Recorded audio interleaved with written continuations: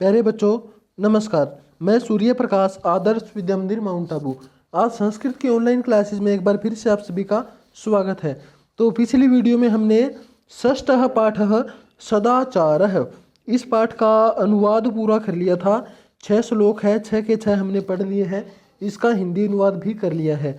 तो आज एक बार इसके शब्दार्थ देख लो। रिपु, रिपु का मतलब होता है शत्रु, दुश्मन। उद्यम, उद्यम का मतलब परिश्रम करना, मेहनत करना। शरीरस्थ, शरीर में स्थित। अवसीदति, दुखी होता है। स्वः, आने वाला कल। कुर्वीत का मतलब करना चाहिए। पूर्वाह्ने, दोपहर के पहले, यानी दिन का पहला भाग, दोपहर। अपराह्निकम यानी कि दोपहर के बाद करने योग्य। अनृतम का मतलब होता है झूठ। सनातनः, जो हमेशा से चला आ रहा हो, पुराने टाइम से चला आ रहा हो। सात का मतलब हो या फिर होना चाहिए। औदार्यम, उदारता। ऋजुता का मतलब सरलता, सीधापन। मृदुता, मृदुता का मतलब कोमलता। कौटिल्यम का मतलब कुटिलता, टेढ़ापन, चालाकी। और सेवेत का मतलब सेवा करनी चाहिए। परिवर्जयत, बचना चाहिए। वाचा, वाणी से। और आगे है, बस ये इतना ही है। और वो भी था इसमें मनसा, मन से। और कर्मणा का मतलब कर्म से। तो ठीक है, ये शब्दार्थ अपने हो गए पूरे। इसके बाद आता है प्रश्न नंबर 1। सर्वान श्लोकान सस्वरम गायत। सभी श्लोकों को स्वर के साथ, मतलब अच्छी तरह से लय में गाना है। तो ये छात्र अपने आप करेंगे। इसके बाद है उपयुक्त कथनानाम समक्षम आम और अनुपयुक्त कथनानाम समक्षम न इति लिखत। यानी कि जो सही है उसके सामने लिखना है आम, और जो गलत है उसके सामने लिखना है न। तो सबसे पहले है प्रातः काले ईश्वरम स्मृत। प्रातः काल, सुबह उठकर ईश्वर को याद करना चाहिए। तो ये सही है या गलत? तो बॉक्स में लिख देंगे आम। हाँ, हमें प्रातः काल उठकर ईश्वर की सेवा करनी चाहिए। अनृतम ब्रूयात, अनृतम का मतलब बताया था झूठ। झूठ, ब्रूयात का मतलब बोलना चाहिए। क्या झूठ बोलना चाहिए? न, यानी कि हमें झूठ नहीं बोलना चाहिए।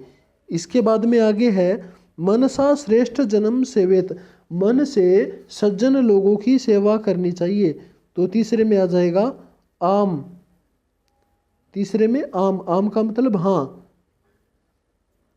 इसके बाद में आगे मित्रेण कलहम कृत्वा जनः सुखी भवति। मित्र के साथ झगड़ा करके आदमी खुश हो जाता है। तो क्या आदमी खुश हो जाता है मित्र के साथ झगड़ा करके? यहाँ पे आ जाएगा न, यानी कि नहीं होता। इसके बाद स्वः कार्यम अद्य कुर्वीत। कल करने वाला कार्य हमें आज ही कर लेना चाहिए। तो ये बात सही है। तो यहाँ पे हम लिख देंगे आम। जो चीज़ सही है उसके सामने आम, और जो गलत है उसके सामने न, ये हमें लिखना था। तो ये प्रश्न नंबर 2 है, ये हो गया है पूरा। इसके बाद आता है प्रश्न नंबर 3। एक पदेन उत्तरत, यानी एक पद में उत्तर देना है। कह न प्रतीक्षते, कौन प्रतीक्षा नहीं करता है? कौन नहीं करता भाई? मृत्यु, यानी कि मृत्यु प्रतीक्षा नहीं करती। सत्यता कदा व्यवहारे साथ साथ। सत्यता हमारे व्यवहार में कब होनी चाहिए? इसका आ जाएगा सर्वदा, यानी कि हमेशा होनी चाहिए। किम ब्रूयात, क्या बोलना चाहिए? सत्यम, क्या बोलना चाहिए? सत्यम ब्रूयात और प्रियम ब्रूयात। केन सह कलहम कृत्वा नरः सुखी न भवति। तो इसका आ जाएगा मित्रेण।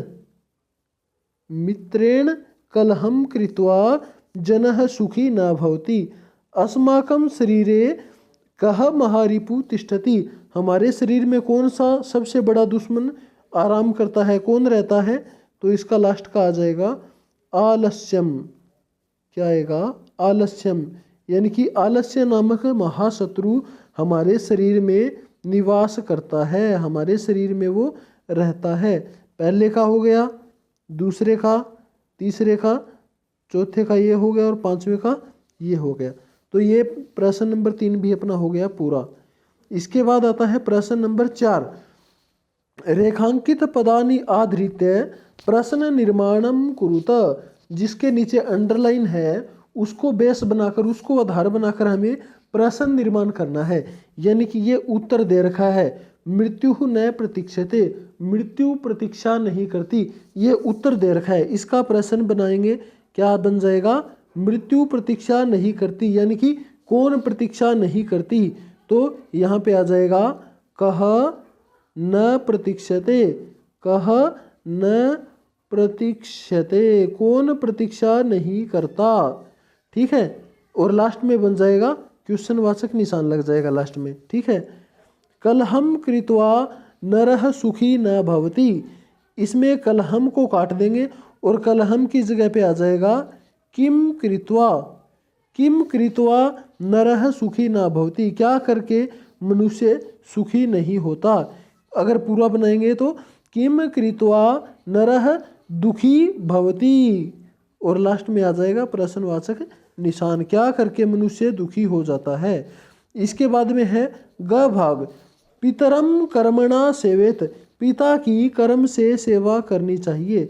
इसके में पितरम के नीचे अंडरलाइन है, तो यहाँ पे आ जाएगा कम, पितरम की जगह कम कर्मणा सेवेत, कम कर्मणा सेवेत, सेवेत, और लास्ट में वही अपना प्रश्नवाचक निशान। ठीक है, ये बन जाएगा इसका। आगे व्यवहारे मृदुता श्रेयसी, अब इसका बन जाएगा व्यवहारे, मृदुता की जगह पे आ जाएगा का, और श्रेयसी का श्रेयसी, और लास्ट में प्रश्नवाचक चिन्ह। ठीक है, इसके बाद में आता है लास्ट, इसमें लिखा है सर्वदा सर्वदा व्यवहारे ऋजुता विधेयः, सर्वता का मतलब हमेशा, व्यवहार में ऋजुता होनी चाहिए, सरलता होनी चाहिए। तो सर्वदा का की जगह पे आ जाएगा कदा, सर्वदा की जगह पे आ जाएगा कदा व्यवहारे ऋजुता विधेयः, और लास्ट में प्रश्नवाचक निशान। तो ये अपना प्रश्न नंबर 1 तो है ही नहीं, 2, 3 और 4 ये हो गया, और इसके बाद में जो प्रश्न बचेंगे वो हम करेंगे अगली वीडियो में। तो ठीक है बच्चों, तब तक के लिए धन्यवाद।